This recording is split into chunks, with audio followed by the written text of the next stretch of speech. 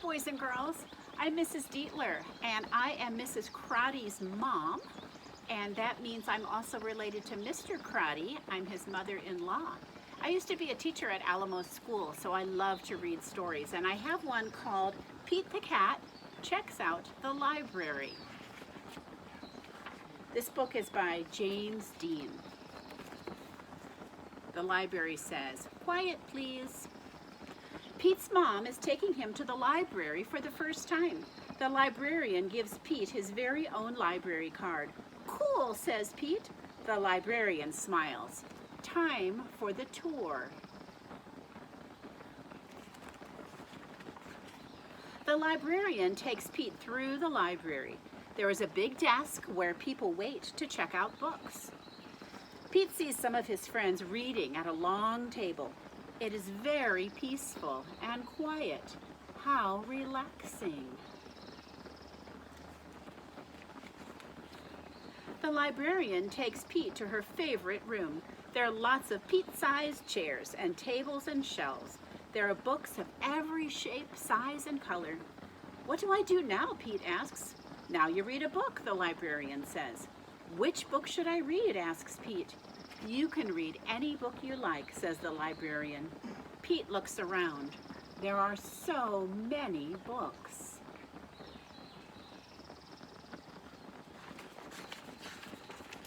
Pete picks up a book all about airplanes and jets. He reads it and pretends he is a stunt pilot. He flies a super fast jet and does loop-the-loops and spirals high in the sky.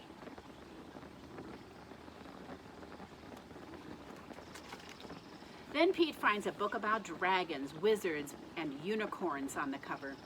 He reads it and imagines that he is a powerful wizard, using magic spells and a special wand to defend his castle against a fire-breathing dragon.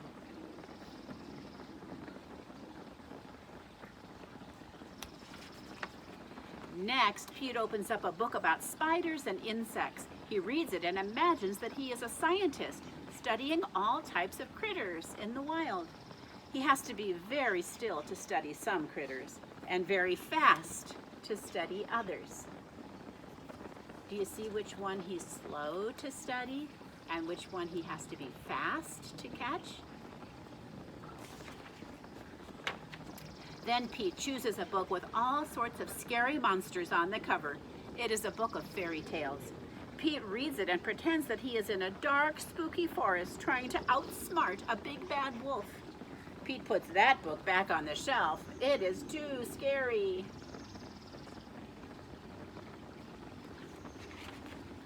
Pete opens up a book about the pyramids in Egypt. He reads it and pretends that he is an explorer, riding a camel across the desert and climbing to the top of a giant pyramid.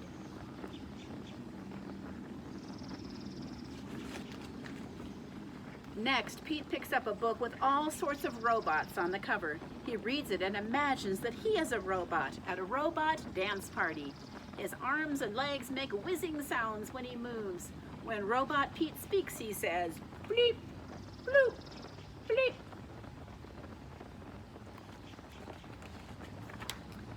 Next, Pete picks up a book about superheroes. He reads it and makes believe that he is a superhero. He flies around the city in a colorful cape, chasing bad guys and saving the day.